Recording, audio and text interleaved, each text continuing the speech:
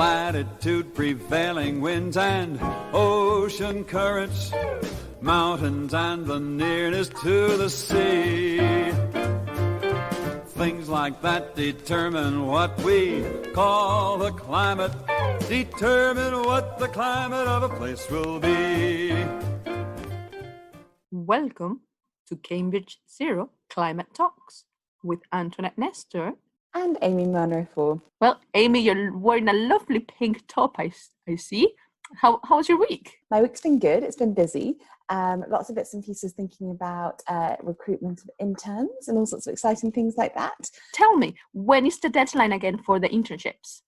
So the deadline for the internship, that's Monday, 6th of July at 9 a.m. And you can look up the information on our website, which is www.zero.cam.ac.uk. Perfect. So who did you talk to this week? So I had a chat with Chris Sandbrook, who is a senior lecturer in the Department of Geography, about his research, which is looking at society and biodiversity conservation and how those two things are linked. Who did you go and talk to this week? Well, I had a wonderful chat with Dr. Shima Barakat from the Institute of Manufacturing and Cllr Josh Matthews from the Newnham Ward in Cambridge City Council. So with both of them, we spoke about climate change. Like with Cllr Josh Matthews, we spoke about the climate change strategy for the City Council. And with Shima, we spoke about sustainability, entrepreneurship, and a few other things. Brilliant. And the other person I went to go and speak to this week was Darren Green.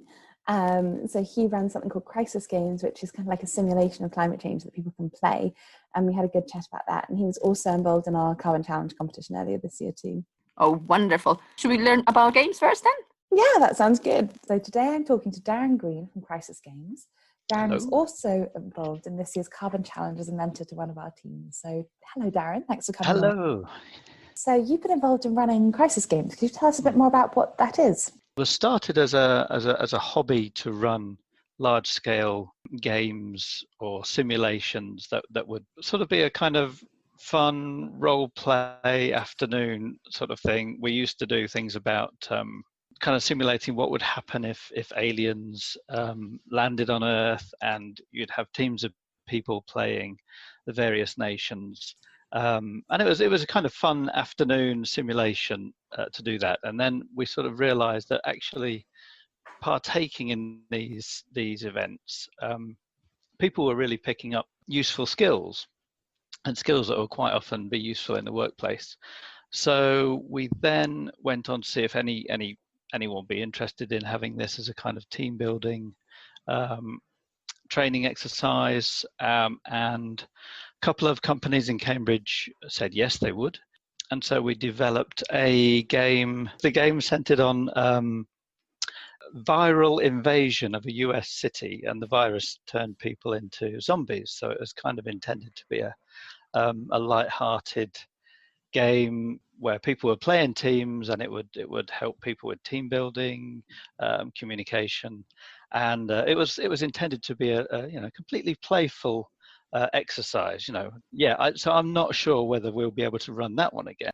About a year and a half ago, I had the idea myself, but somebody else was suggesting, it would be really interesting to kind of come up with a game that modeled the challenges of climate change.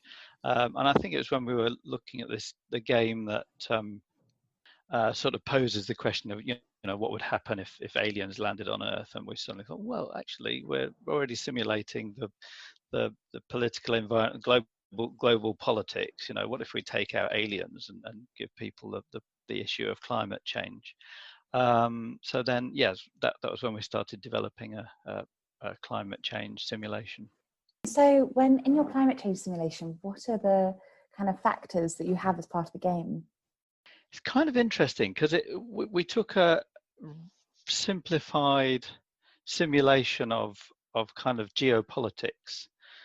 So when people come to the game, they're like, okay, I'm going to play a game about climate change, but it initially looks like the climate change is just one part of another game, and once people start the game, there's economic questions they have to think about. There's political issues. There's conflicts going on in the world. So they've kind of got a world situation, a global situation that they have to deal with, as well as climate change. And I think that's kind of a much more realistic way of posing the issues. So yeah, so players often come along and think, oh, well, wait a minute, I thought I was going to be playing a game about climate change. Why do I have to worry about, you know, my nation's economy, or why am I worried about conflicts in the Middle East? So yeah, the sort of issues that they have to deal with are climate change plus everything else, basically. I think it's a fairly sort of realistic simulation. And how did you work out how to structure the game? What did you do to do that? Did you just sit down and work it out from scratch? Or? Yeah, so it's very much, I mean, in all of these things, it's very much a kind of build on work that other people have done and build on stuff that I've done before. So as I say, it was built on top of a game that already simulated kind of global politics. And I took a climate change model that is available on the internet, which was developed at MIT, and that climate change model is already built to be used in a kind of role play situation.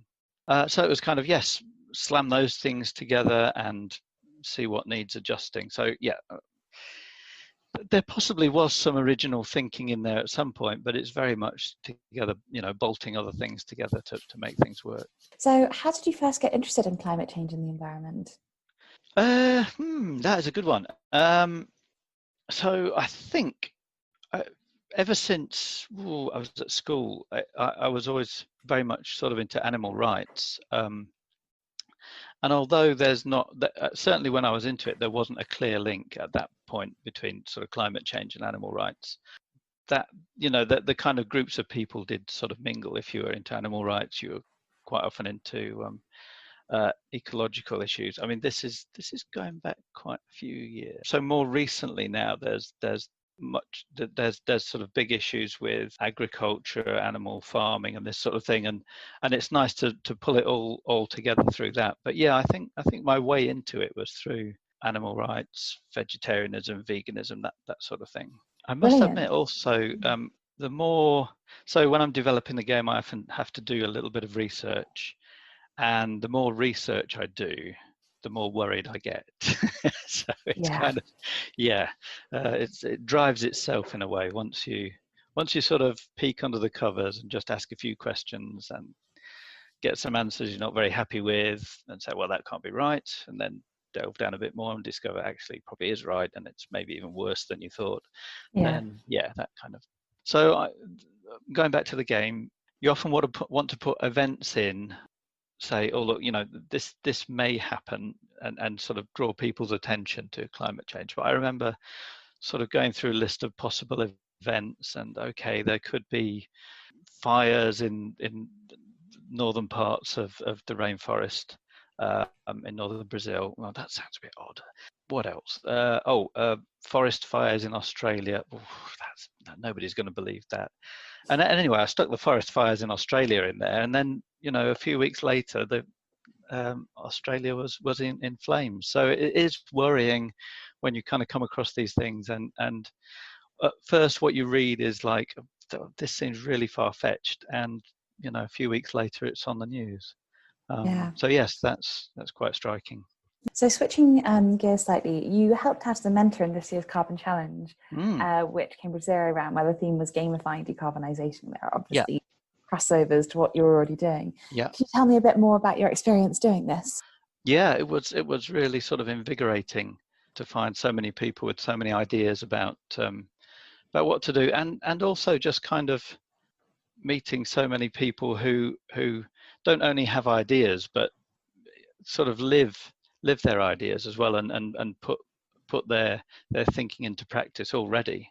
So it was I really enjoyed meeting everybody on the challenge. The group I was mentoring in the end had a couple of really great ideas, and it's a shame that we couldn't see those developed. A prevalence of people wanting to develop apps, if I remember rightly. There was. And it seems to be that I come across that as well with crisis games, everybody's like, this is really good, but it looks so hard for you to run these things. Why don't you have an app? And I think the reason is that apps are really, really difficult and expensive to develop. So I think if it had progressed, my goal was going to be trying to sort of persuade teams to look at alternatives to developing an app, and there's plenty out there. So that sort of brings me on to my final question: is app or otherwise, why do you think it's helpful to use games to get people to think about climate change? My interest is in also trying to show what is a really complicated problem and trying to produce a simulation. And I don't know what the difference really is. I think people define games and simulations. There's a lot of overlap, and some people say there's some differences. But I'm kind of interested in simulating the problem and allowing people to kind of explore the problem space in a realistic way, so they can get an idea of a deep understanding of the problem.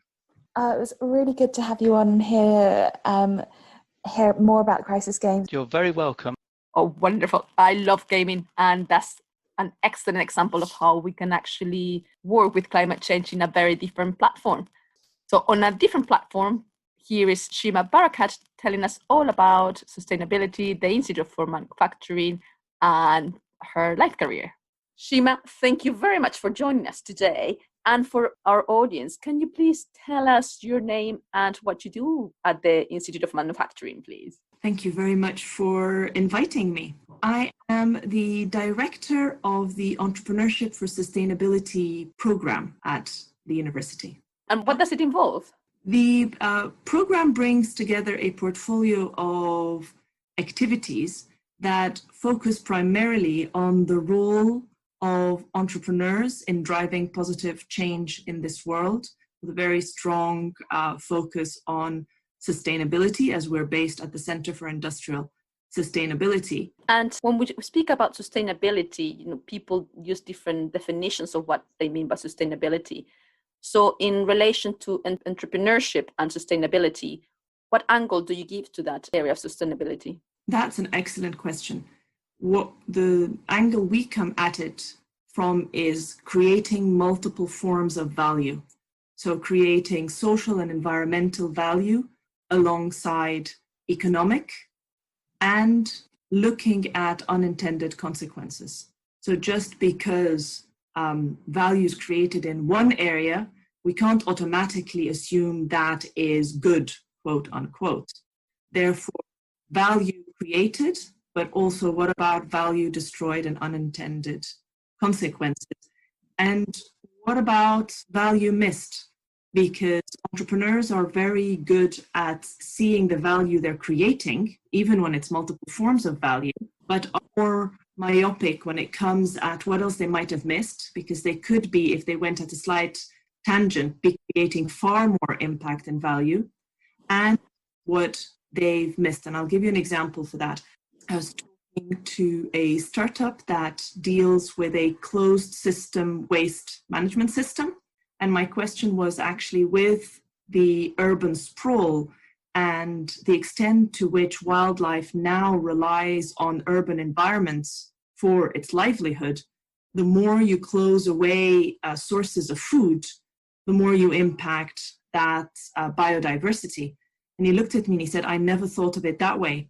They were pushing their system so much as we've closed away all the waste, nothing is accessible, that he'd forgotten, hadn't even thought about actually, the fact that there might be other creatures that rely on access to our waste.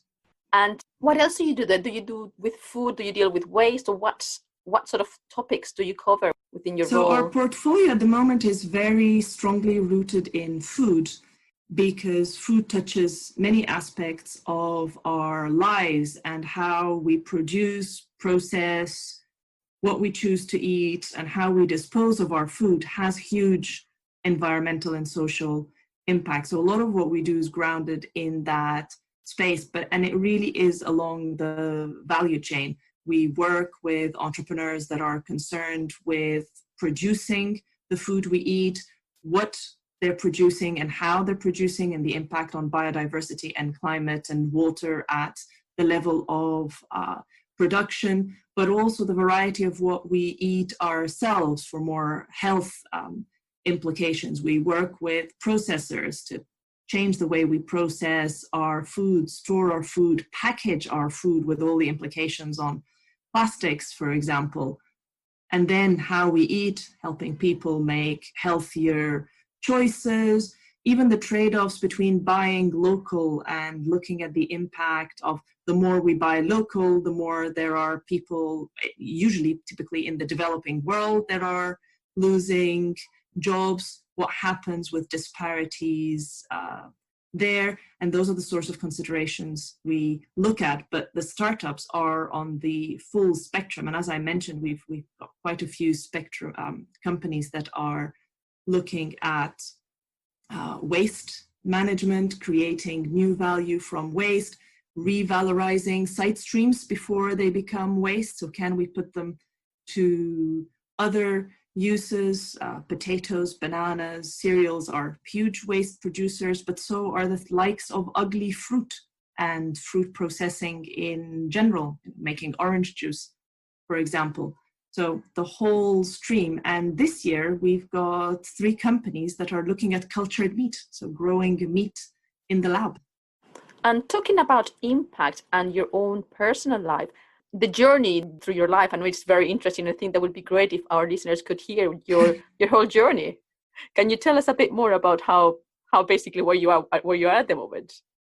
I've had a love and a drive for this sort of thing for a long time. I'm of the generation that got taught about acid rain. And I remember as a child being absolutely horrified that as humans went about their business, particularly manufacturing and so on, we were creating essentially acid rain, because we were putting out this pollution and then it was raining down on us as acid rain, and that the acid rain might not even be in the region where the pollution was produced. So that really got me as a teen, and I was very active in debates around these issues at school. I then did an engineering degree and became quite disgruntled by the fact that I did a 5-year engineering degree and we never got taught about environmental issues. And so I went to the head of department and I said, I don't understand how we can call ourselves modern engineers, having done anything about the environment when already we had environmental issues. So he's right, and that he would be willing to deliver an elective course for engineers if I could find someone to teach the course and at least 8 people to take it.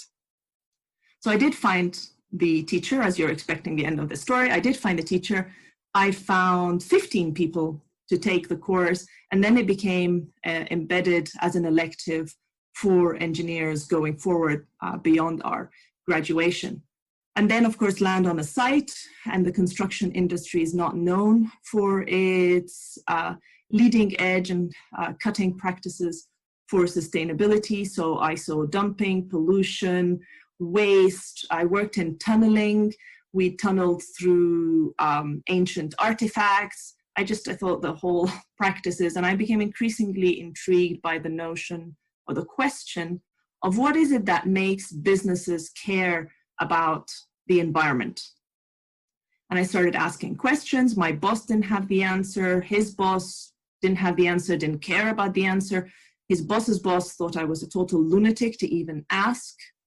And so I went off and did an MBA because I thought, of course, professors in the business schools would have answers to my questions. And every time I asked the question there, I got exactly the same answer. Interesting question. Why don't you write a paper about it? And so I started trying to write papers about it, only to discover that in the mid-90s, there wasn't a lot written about business and the environment, but it was starting.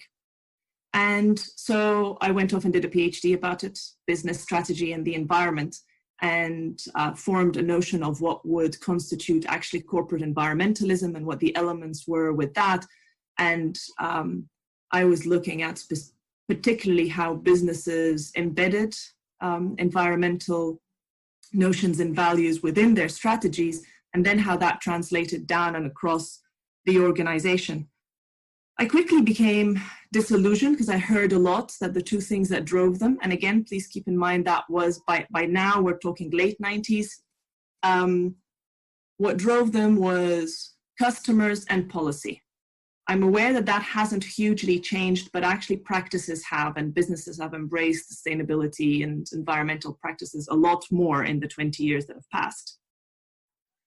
But this is when I discovered the entrepreneurs and realized that actually if we were going to drive change and do things business not as usual, it was going to come from the entrepreneurs. So here I am 20 years later, working with entrepreneurs, trying to drive this agenda, because that's where the really exciting technologies, thoughts, business model innovations, just ways of being, mindsets and energy that comes from them is hugely different. So when I see what they're doing and being able to support them, it makes me hopeful for the future that we have.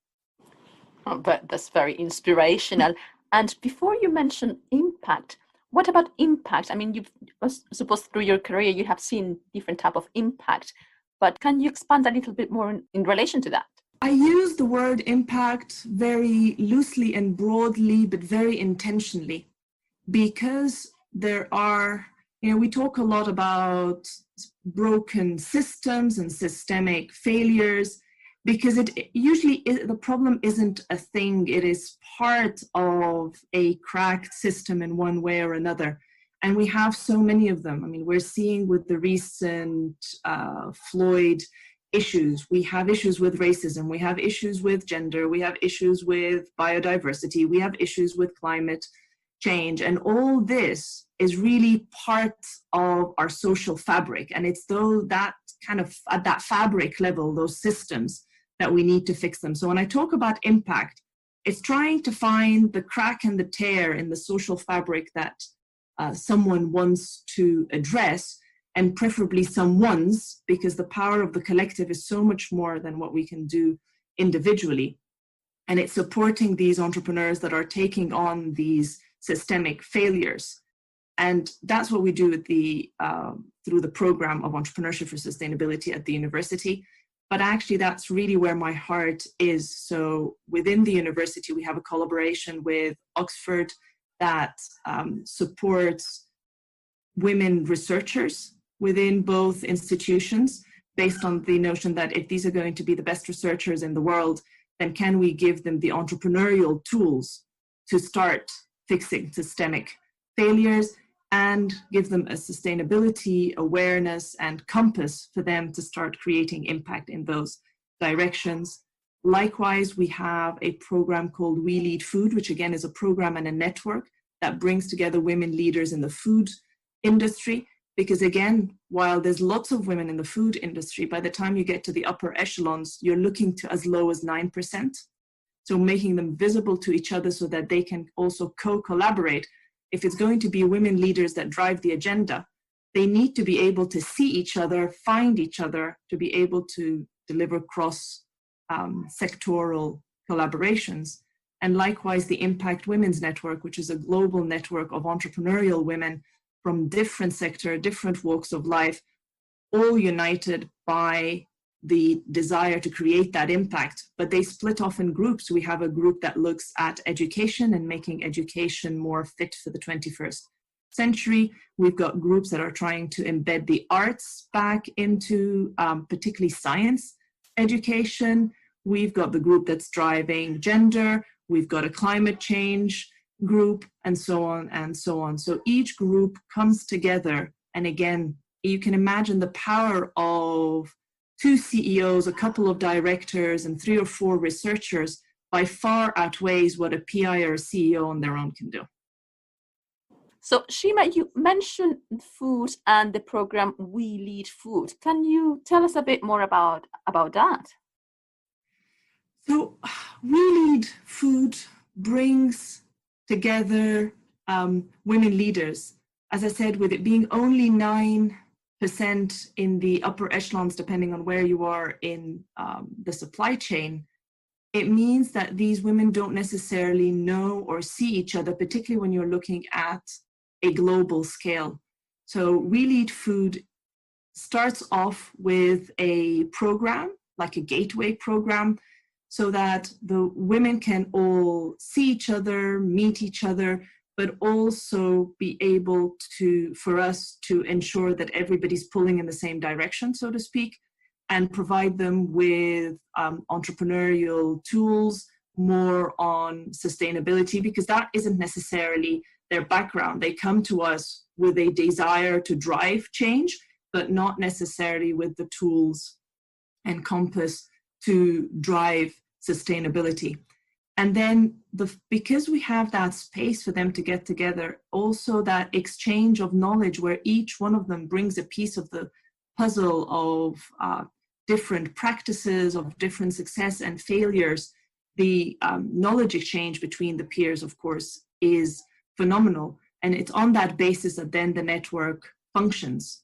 And beyond that, in every year, we recruit a cohort of 40 women, and it adds up. So this year, the network will be 80 women because we started last year, and it will grow. So give it 10 years, and it will be a network of 400 women leaders across the food sector with all the power and resources that they can leverage to deliver us more sustainability, fairness, diversity, inclusion.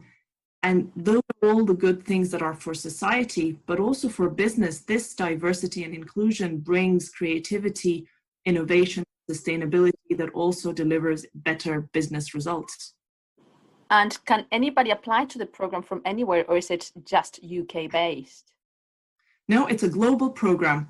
Any woman in any part of the food sector, so it could be someone who's doing biotech research that has application in the food sector, as we see now with cultured meat. It could be an engineer working on waste and working particularly on food waste. It could be the head of an R&D department within a company. It could be the director of communications within, I don't know, Unilever, Mars, PepsiCo, that likes of things. So a women leader wanting to drive change anywhere in the world, in any part of the sector, NGO, startup, all welcome. And at the moment, the 40 women you have from like the last year intake, are they from everywhere? Yes, they're absolutely. We've got participants from Mexico to Singapore, from Denmark to South Africa. So it literally is everywhere in the world. And we have exactly that: NGOs, corporates, startups, researchers. And it is, the power is in that diversity, because it is across the different elements of the sector that change can really happen. And you also mentioned the Impacts Women Network. Is that part of the university or something that is more your own private organization? So it is. So that's my my newest baby with my colleague Faye Holland. And that is, again, a global network, but it is Cambridge based.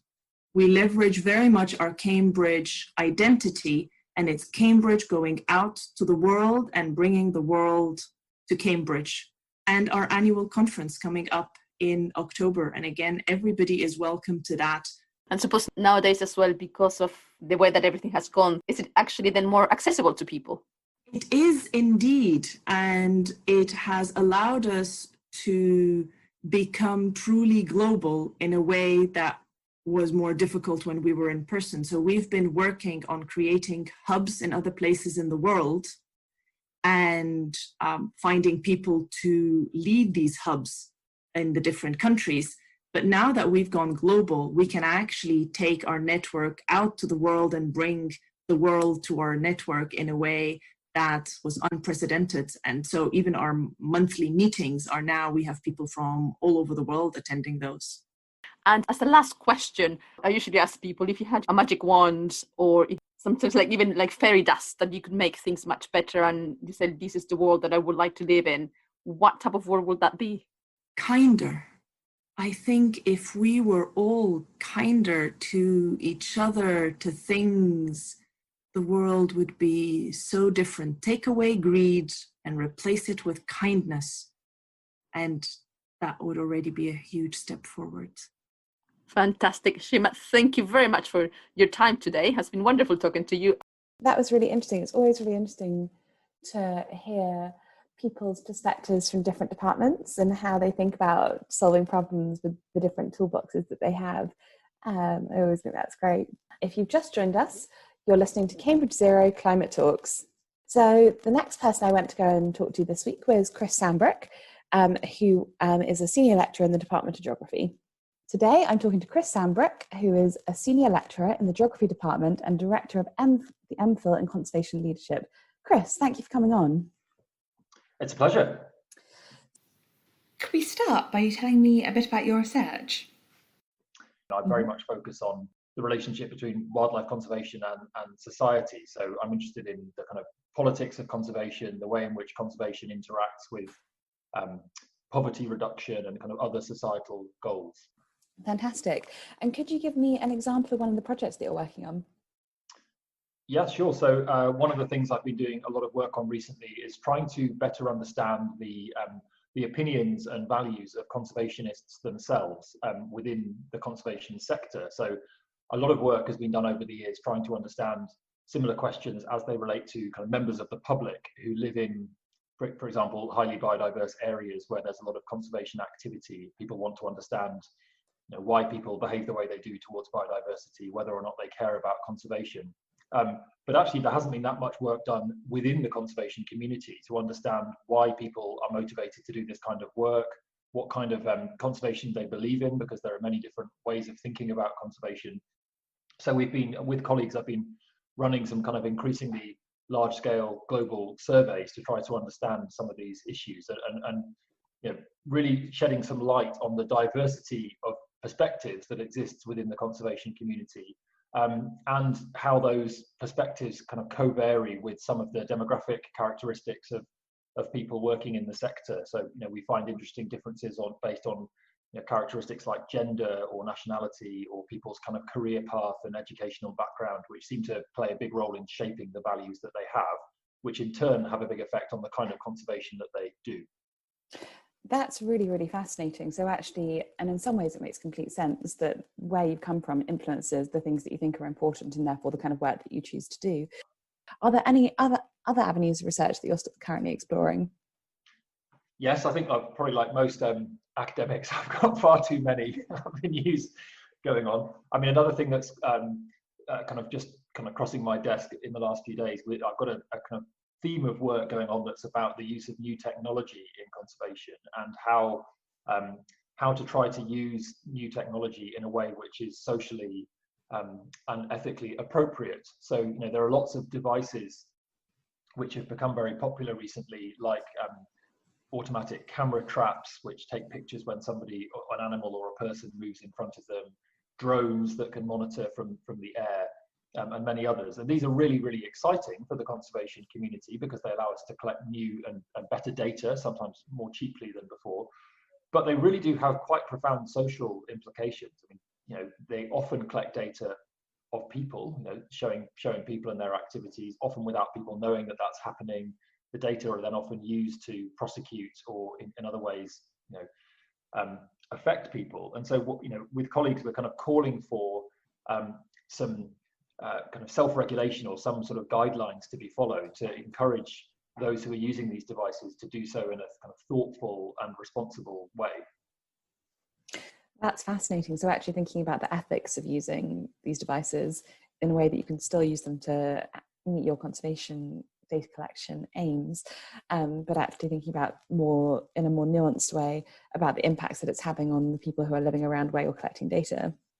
Are there any other, and you mentioned that you have far too much research going on, as do all academics, so is there anything else you'd like to touch on and tell us about?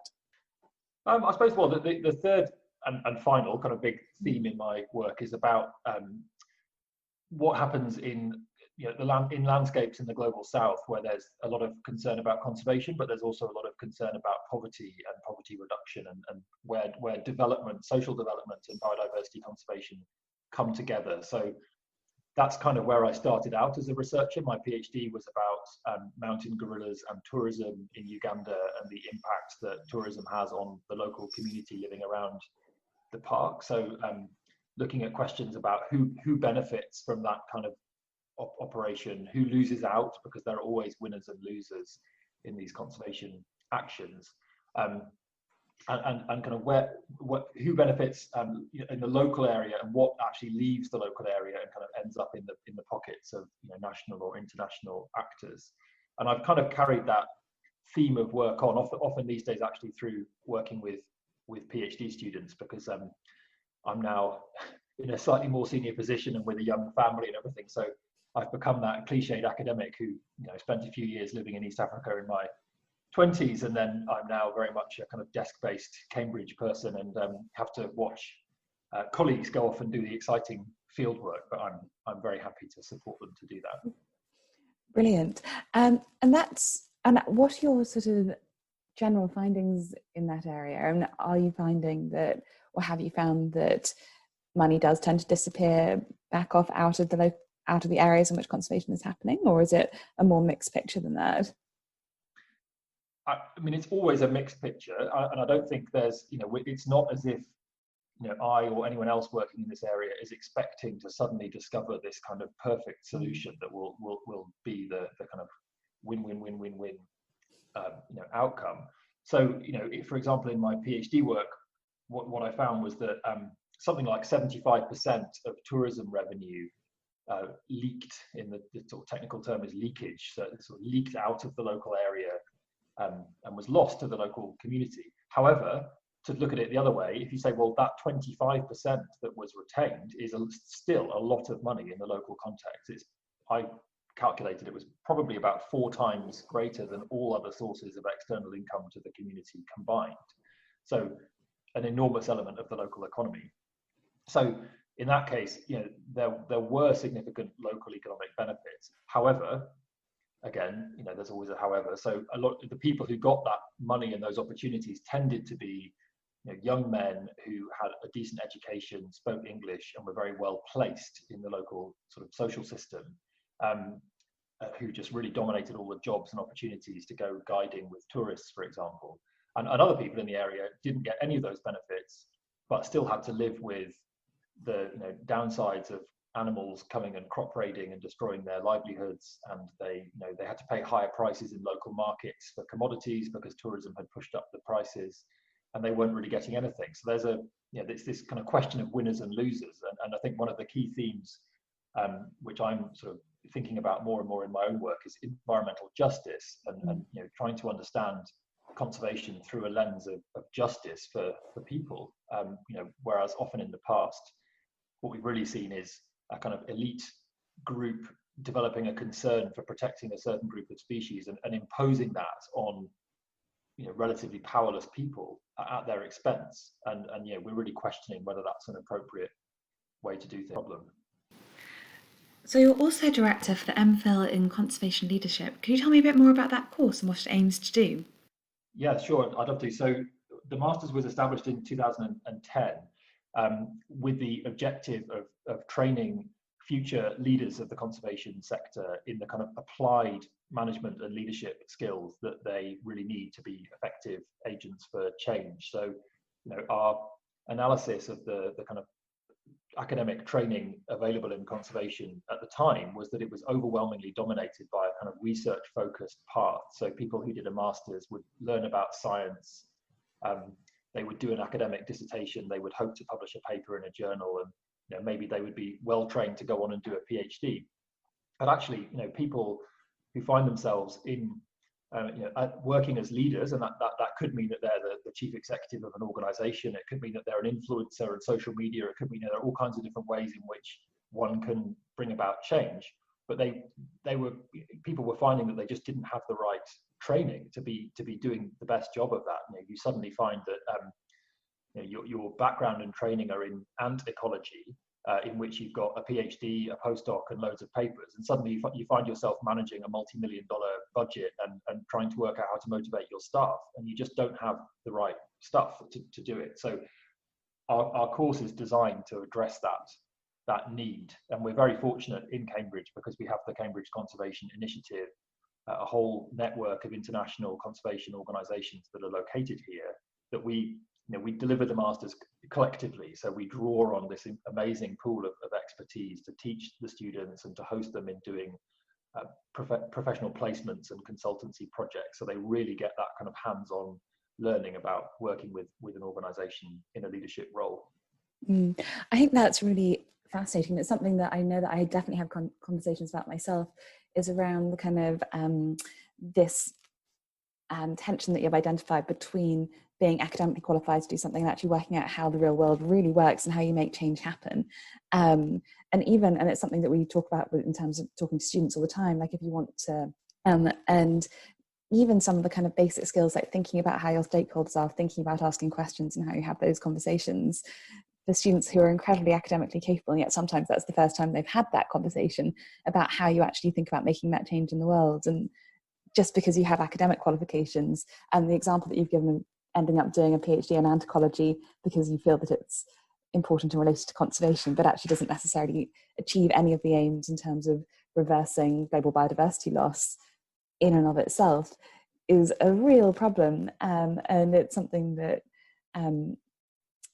I don't know, I remember when I was a little bit younger looking at conservation and being like, this is so interesting and it feels so important. And thinking, oh, it'd be great to go off and do a PhD and looking at something very, very specific related to some really interesting animal system somewhere, and taking a step back and thinking, actually, but is that actually going to solve the problem? And it might make us more informed about a particular bit of the problem, but it won't necessarily mean that we have the tools to persuade the people who have the power over the dynamics that control that system to make a change to how it's currently being managed, and therefore what's happening to the biodiversity there. Yeah, precisely. So I think it is great to have a really good understanding of the kind of ecology and the conservation biology issues, but at the moment the kind of balance of, if you look across all the people who are doing, even just looking at research, let alone practice, if you look at the people who are doing conservation related research, it's still dominated by that biology ecology work, which is needed, but we also need a lot more people working on economics, psychology, anthropology, geography, law, the humanities, the contribution that can be made there to conservation. So that's something that we definitely try and practice through the masters, is to draw in people teaching from across different academic disciplines, but we're also giving them that kind of applied practitioner perspective of learning about strategic planning and how to talk to the media and how to do advocacy, for example, to really be effective bringing about change in the world. Brilliant. And actually, one final question I wanted to ask about that MPhil in conservation leadership. Do you think, given the fact that I know that all of the students in that course come from really a very, very international spread, do you feel that there is value of bringing that group of students together for a year and them learning from each other, as well as the skills that are formally taught in the course? Yes. So we've now had about 180 students on the course, and they've come from 80 different countries. So it's a really, as you said, it's a very, very international group, and we've typically only had 1 or 2 British students per year in the cohort. So it's a really a global program. And we've often said, I've said partly in jest, but also partly seriously actually, that we could just give the students the room, their teaching room on day 1 of the year, and say, here's a room, there's the library, here's each other, have a great time, and they would learn an enormous amount because they bring with them so much experience. We have an entry requirement that they have to have at least 3 to 5 years of professional experience, post-graduation, so that in whatever line of work they've been pursuing. So they come with real world knowledge and kind of understanding rather than just what they've learned in the classroom. And that kind of peer exchange and learning is so powerful in the year that they're here. And now one of the things that we're really concentrating on is building the alumni network. So they go back out into the world, they're putting this into practice, but then it can be a struggle. It's a difficult world to work in conservation. They can find themselves in an organization or with colleagues who don't quite see things the same way that they do. And so trying to keep them connected with each other, with those who are in their region, for example, and looking at how that peer learning can carry on as a lifetime experience rather than just something that happened in Cambridge 15 years ago. That's something we're really working on at the moment. That's fascinating. It's been really great to have this conversation and to talk to you. Are there any final comments you'd like to make before we finish? No, I don't think so. Just a pleasure to speak to you, Amy. And I hope that anyone listening to your show who might be interested in working in conservation, just I hope that they're aware that Cambridge is an amazing place for this kind of work. We have all these organisations, all these different academics. It's a real global hub. So once it's reopened, do come along to the David Attenborough building. See some of the seminars that are happening there, and come and talk to us. Fantastic. Thank you very much. Brilliant. Geography was one of my favorite subjects at school, and seeing how it relates to climate change and the environment all those years back, you would not have thought about how you could use geography for it. I think maybe I would have changed careers had I not known about it. Brilliant. And who was the last person you went to go and speak to this week? The last person I want to speak to this week is Cllr Josh Matthews. So I'm Josh Matthews. I'm the relatively new city councillor for Newnham in Cambridge. And recently I took over what is essentially the shadow cabinet position for climate change, environment and the city centre. So it's quite a diverse portfolio, but the climate change angle with the city looking to refresh its strategy in the near future is definitely the big one right now. So can you tell us a bit more about the climate change strategy? What does it cover and what plans do you have for the future? Well, the political makeup of Cambridge and the surrounding area makes this doubly interesting. So for those of you who know, and even for those of us involved, we're still figuring it out. We have about 8 different authorities that cover different bits of policy within Cambridge City. And this really factors into the climate change strategy, in that we need to almost split the strategy down into 4 sub-strategies, if you will. So there are the direct elements that we control. So say the leisure centres, our vehicle fleet or our office buildings. There are the indirect bits, so the council's housing estate or our investment portfolios. We have the regulatory levers that we can wield, so licensing, planning, our seat on the Greater Cambridge Partnership, which is a pot of money that we secured from the government a few years back.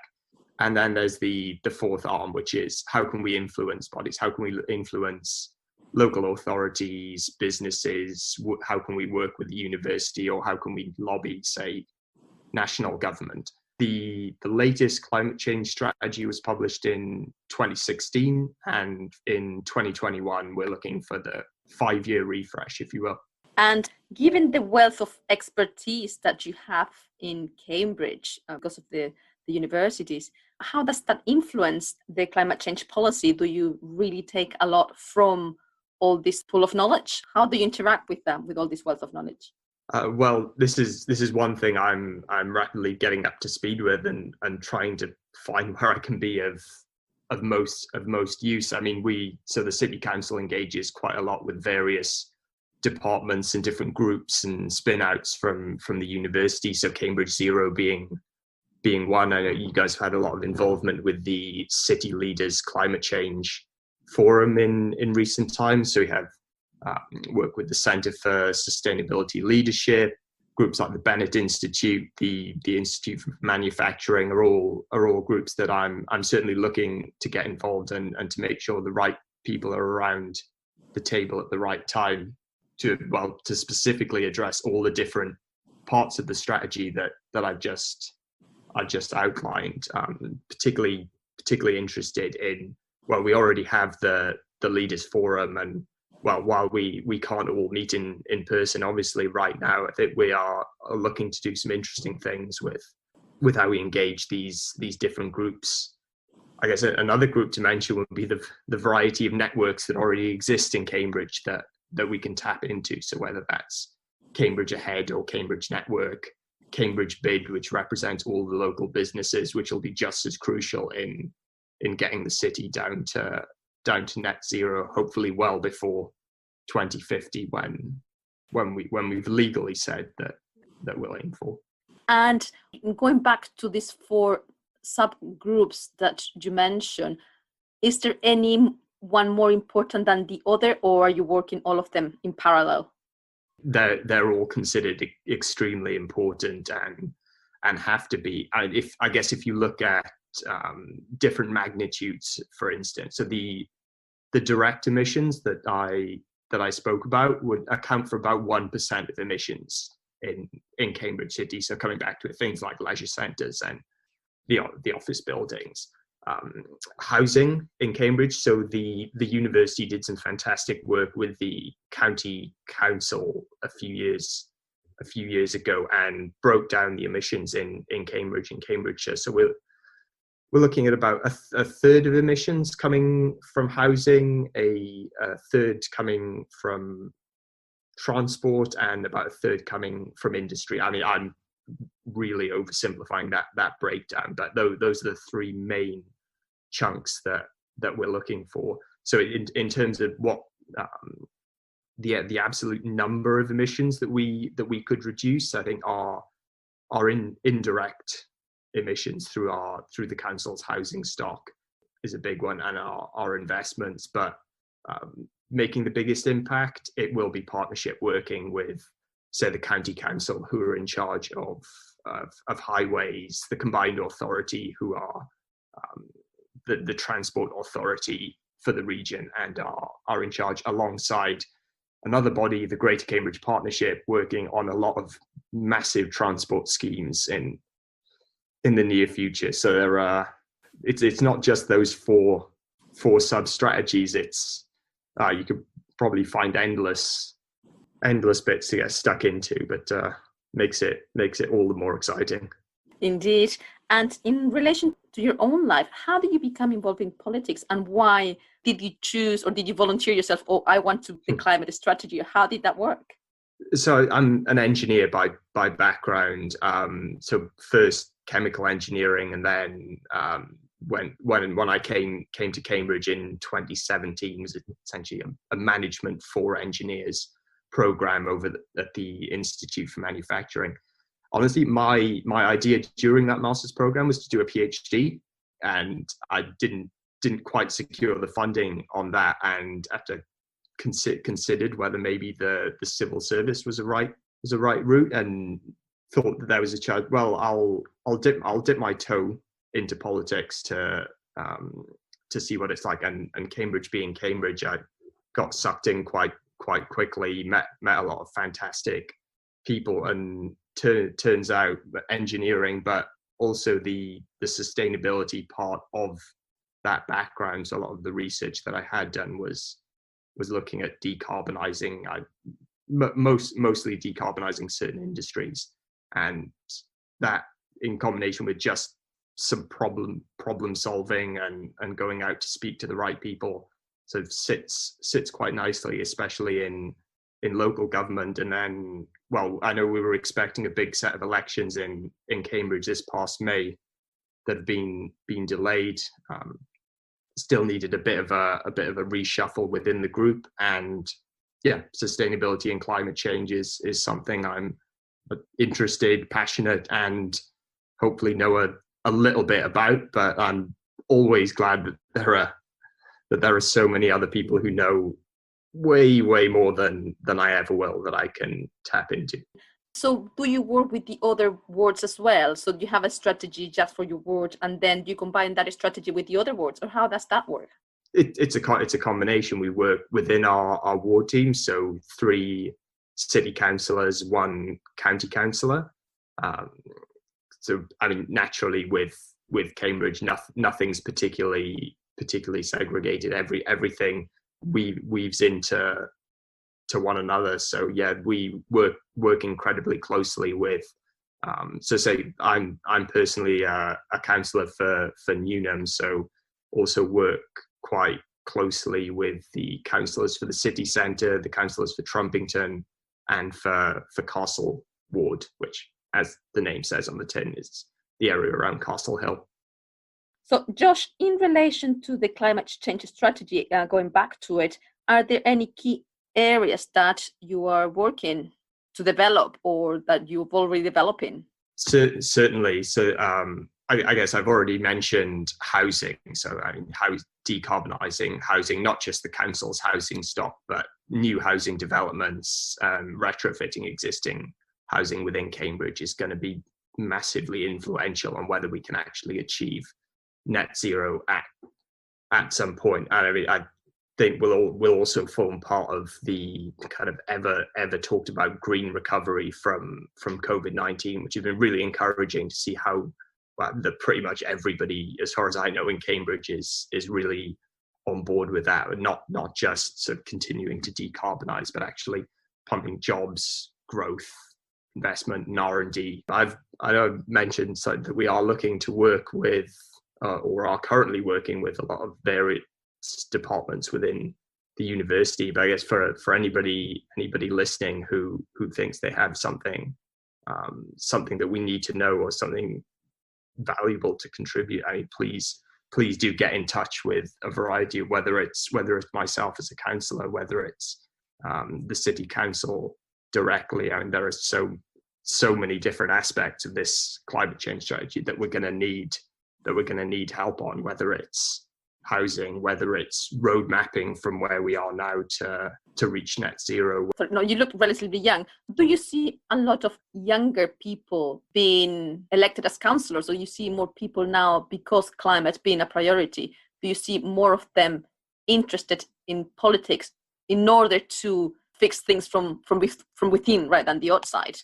So the answer is definitely yes, and I think it extends to every part of politics. Whether it's, I mean, we do have, without knowing any statistics, I think we do have a very young city council in Cambridge, and not just the city council itself, but obviously the level of activism, going kind of way beyond myself to the massive school children who were protesting and shouting at us constantly before the pandemic. And I mean, if people thought that they'd gone away, they certainly haven't. I mean, you look anywhere on social media, they are constantly just jabbing us with that sharp stick to just remind us constantly that whatever it is that we're doing, that we need to keep on, and that we need to keep doing more. So Josh, if you could see into the future, what will the idea of future, perhaps at the local level or national level, be?